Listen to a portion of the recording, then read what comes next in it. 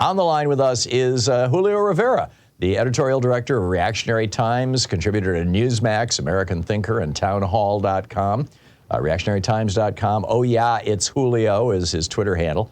And, oh, yeah, it's Julio. Hey, Julio, welcome back to the program. Oh, that's right. Julio's on the phone today, so I've got to put him on the board. My apologies. I'm so used to having you on video. Hey, Julio, welcome.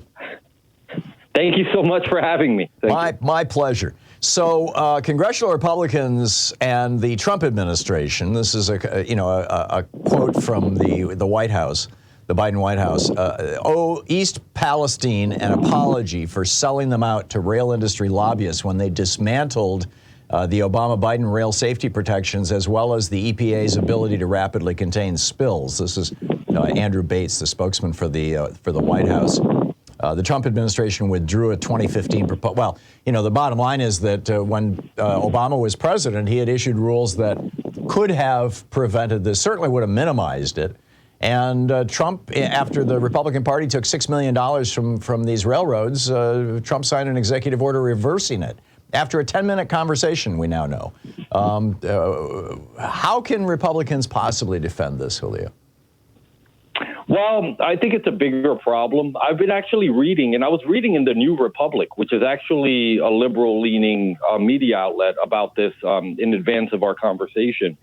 And I actually learned some pretty interesting things. I mean, there's been more than $750 million thrown into lobbying efforts by the rail industry to Republicans and Democrats since 1998. Yes, the Obama-era rules actually were very good rules. They were great regulations, and I think that they would have had a hand in preventing what wound up happening in East Palestine.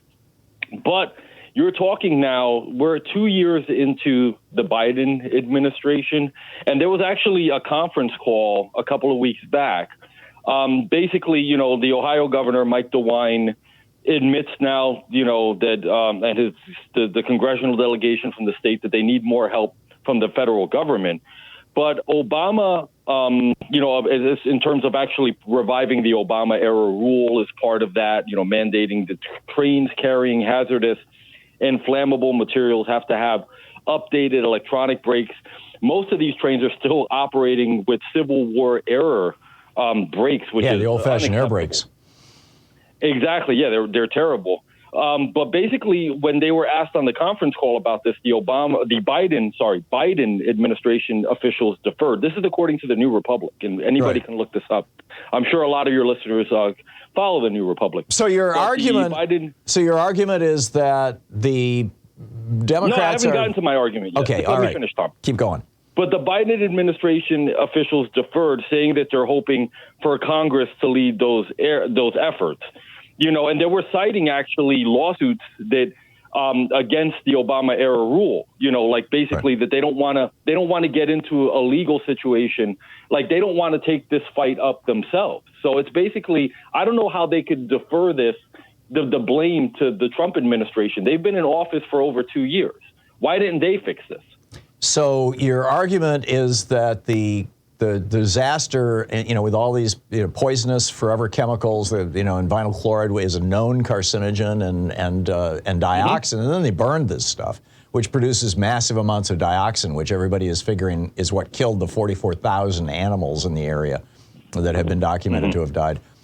That the responsibility for this is with the Biden administration because they didn't act quickly enough to reverse Donald Trump's executive order. Is that what you're saying? Well, I mean, every administration is responsible. They bear their own fruit. I mean, he took over. He's had more than enough time to address this. And then the rail industry has actually been under the microscope. Obviously, we had the big issue with the workers last year. A lot of these issues should have been addressed in real time since Biden's been president. And this was their rules. I mean, this was supposedly, you framed it as an Obama-Biden era rule in terms of safety rules, right? With the brakes, with the updated. Well, what happened was it was a great rule. Why didn't he revive it on day one? Right. The agency that oversees rail safety issued a rule during the Obama administration that said that the railroads had 3 years, 5 years, I forget, one or the other, to switch from air brakes, these, as you say, Civil War era air brakes, to electronic brakes, which stop 65% faster and far more reliably. And that would have, they would have had to really start investing money. This would have cost the railroads a couple $2 billion, although they have spent billions of dollars in share buybacks to just move that money into the pockets of their executives and investors in the last couple of years. And they're preparing to do, the Norfolk Southern, in fact, is preparing to do it again. They're about to do another $1 billion share buyback. So the Obama administration issued a rule. The Trump administration, Donald Trump, wrote an executive order reversing that rule. And then when it got to the Biden administration, the debate within the Biden administration was, if we go back to issuing rules by fiat, essentially, by agency, we're going to have the same problem that the EPA has right now. The Obama administration had also issued a rule, the EPA under the Obama administration, that carbon dioxide was to be considered a pollutant and could be regulated by the EPA. The Supreme Court overturned that last year, saying, no, you can't just issue a rule like that if the law doesn't explicitly say that. You've got to have Congress change this. And so it sounds like what you're saying is that the Biden administration is now saying, well, this will just get overturned by the 6 Republicans on the Supreme Court again, and we'll be back to not having any safe trains if we don't have Congress act on this. And that's what they were going to do, is try to defer to Congress. Do I have all that right?